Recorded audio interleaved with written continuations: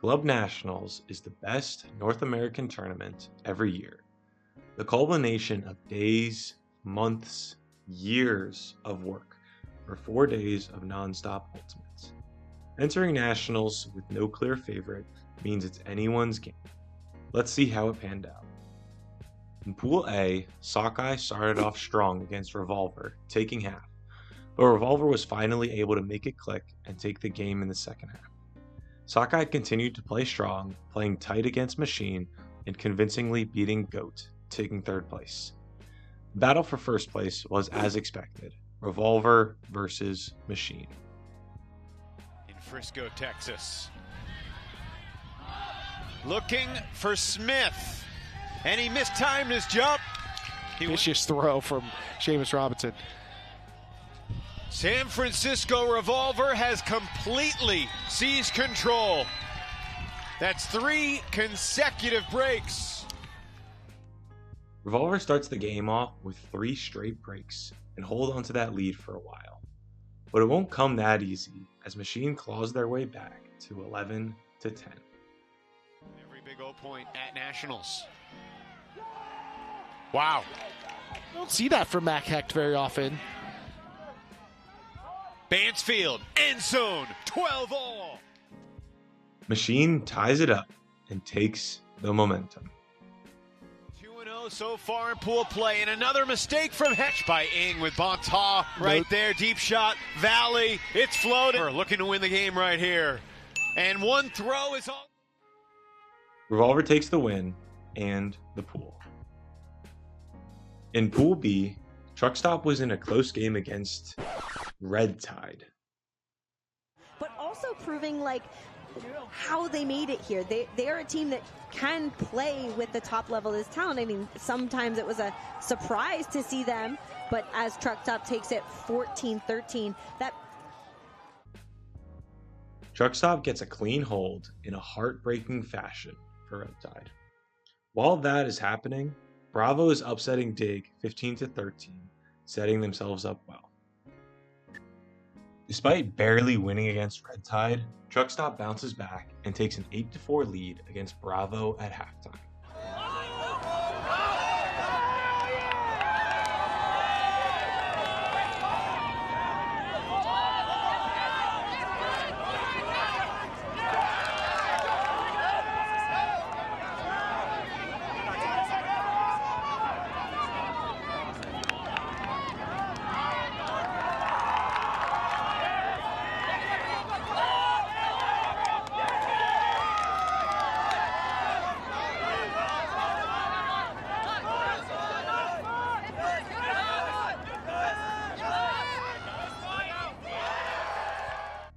Johnny Bravo ties the game back up and eventually bring the game to universe points.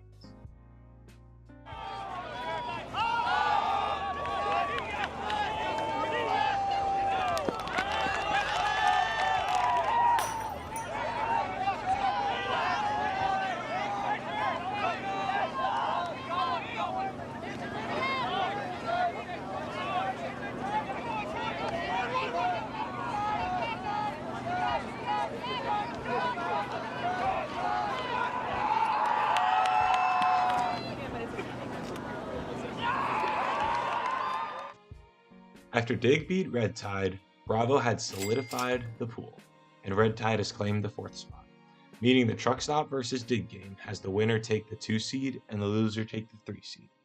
Dig has the lead the entire time and take the 2 seed in Pool B. In Pool C, New York Pony dominated the field and wins their pool with ease.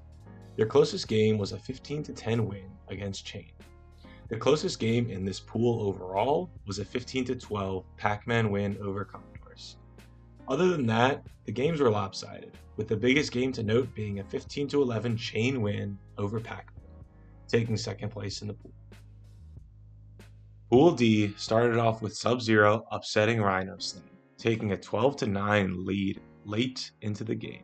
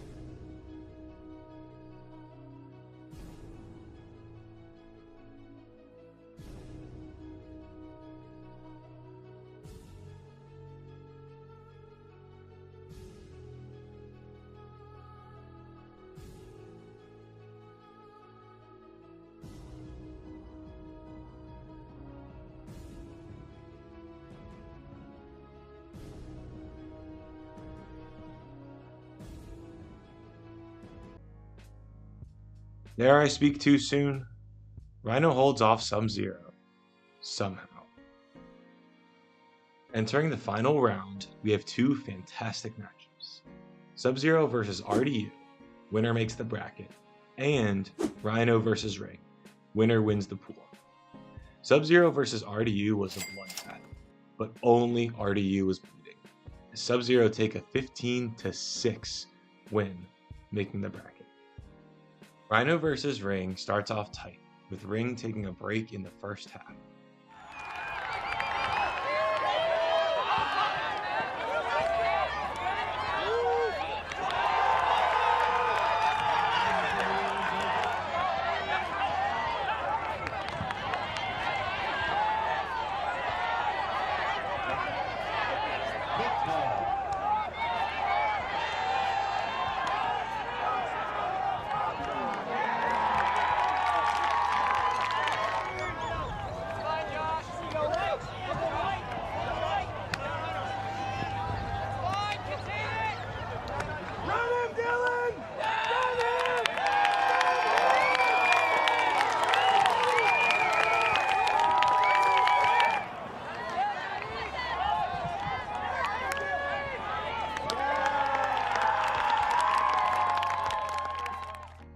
Rhino takes half and holds on to the lead, winning the pool as they head to the quarterfinals.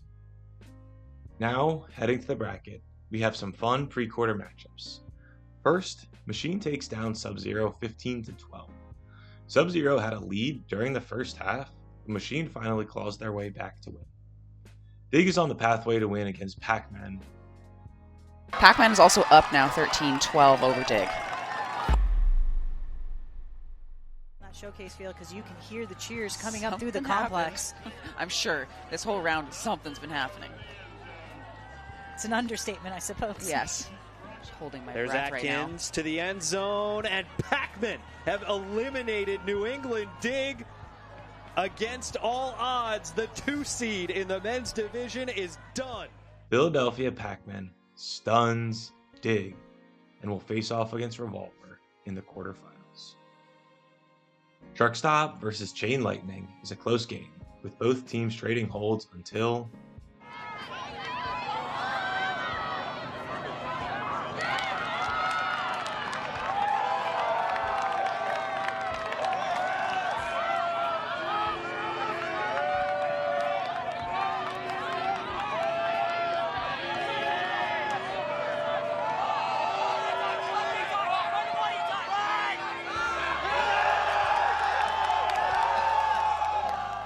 Truck Stop gets a break to take half.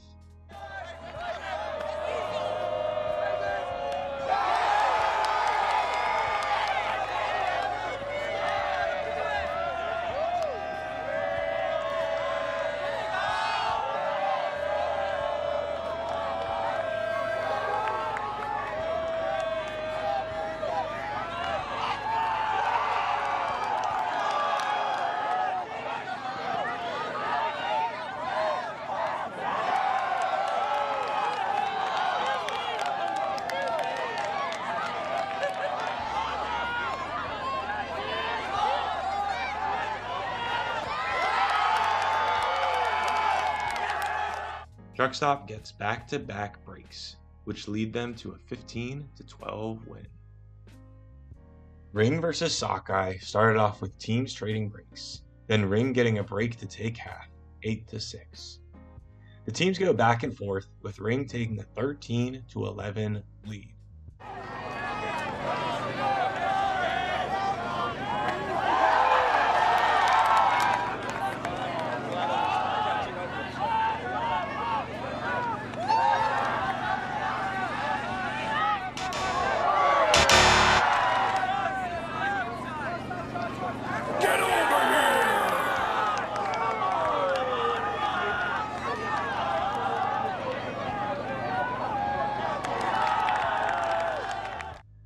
After some craziness, the game is sent to Universe Points.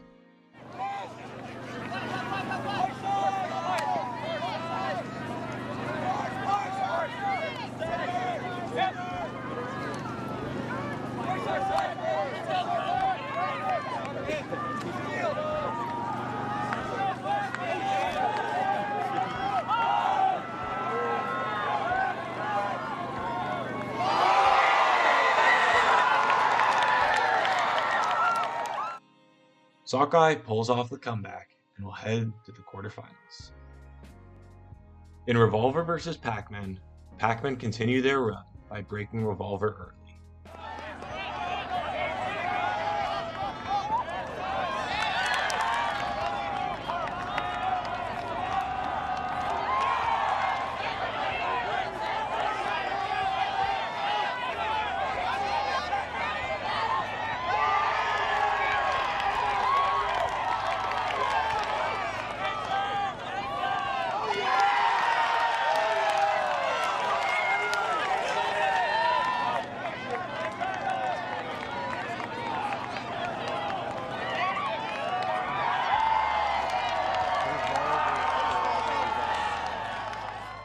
Well, that'll end there, with Revolver getting 2 breaks and steamrolling through the rest of the game, winning 15-9. Truck Stop versus Rhino had the teams going back and forth early on until Rhino got back-to-back breaks to close out the first half. Their 3-goal lead would only grow as they win the game 15-11. Pony versus Sockeye starts off with the Sockeye break opportunity early. Roots got the better of his old team ring earlier today. Troy Holland, the former DC standout. Another floater from Ocean Hines, and that's knocked down by Yacht. Here at Nationals in San Diego, where we've been for every national championship since 2018. Garvey sending it deep. Is it going to count? There's no pick call. After a hold, Pony has a break opportunity of their own. Randolph going up the line. Beautiful put. 2-0 Pony.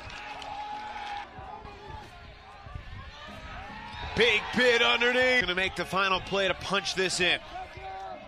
Kocher's making an off-ball call. Oh my! Pony start the game off on a 3-0 lead, then proceed to play a near flawless game, beating Sockeye 15-9. During the game, Pony had 5 total turnovers, only 1 of which were on their offensive end. Finally, Bravo versus Machine is another blowout.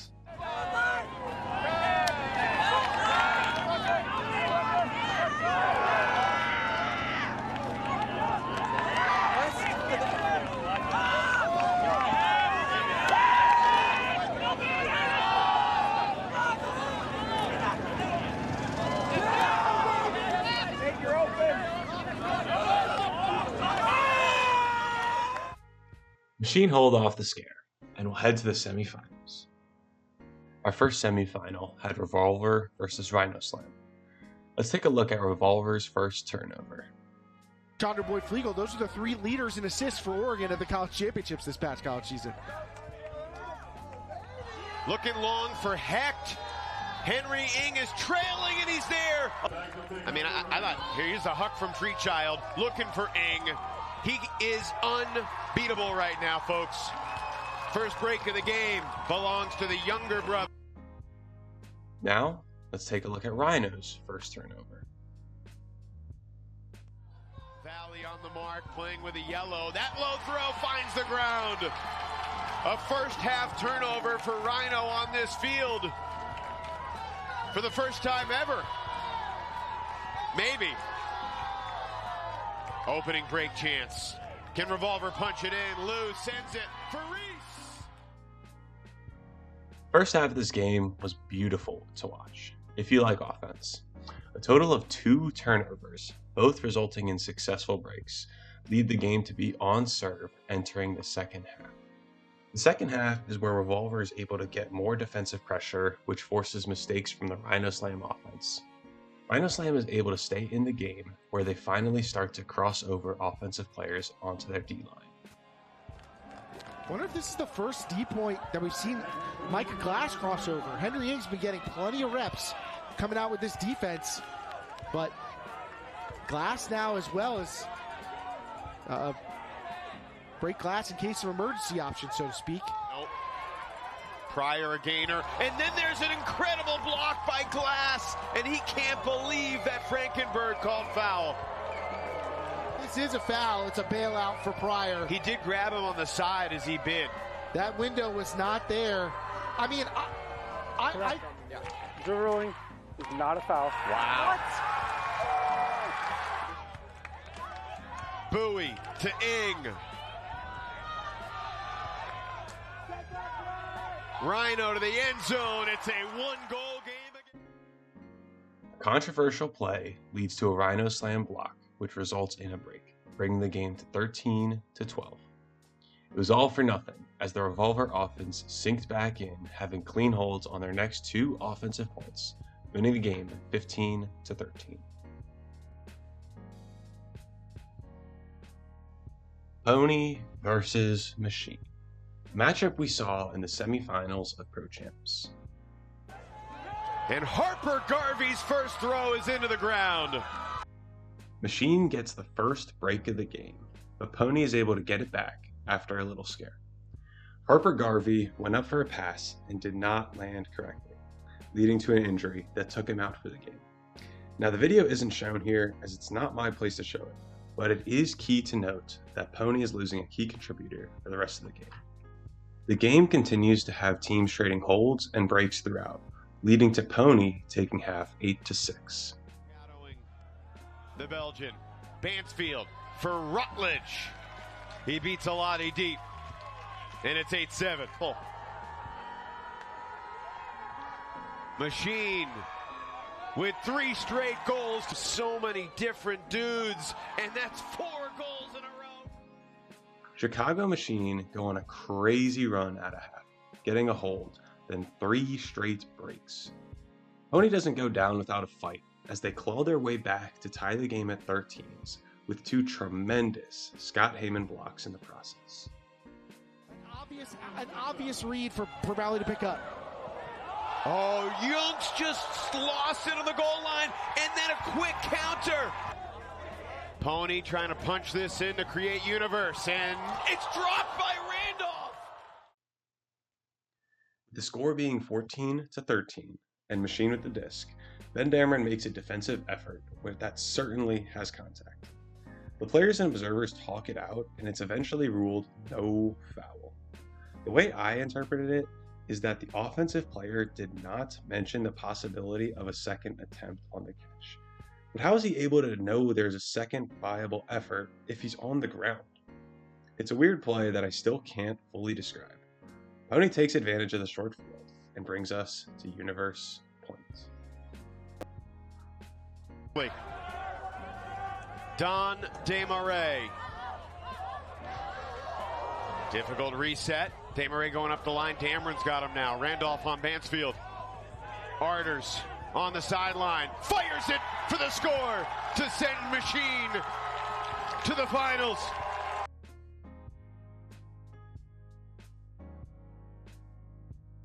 Revolver versus Machine is a matchup many expected and were looking to see. The first turnover of the game comes on an incredible Will Wettengel layout block, which results in a Machine break. Revolver matches that one break with 2 breaks of their own in the first half, taking half 8-6.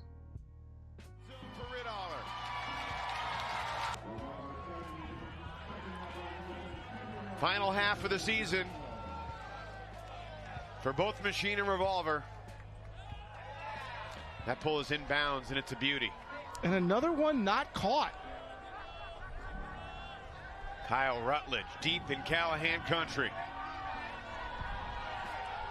Looking for an option. And Revolver is in their poaching set.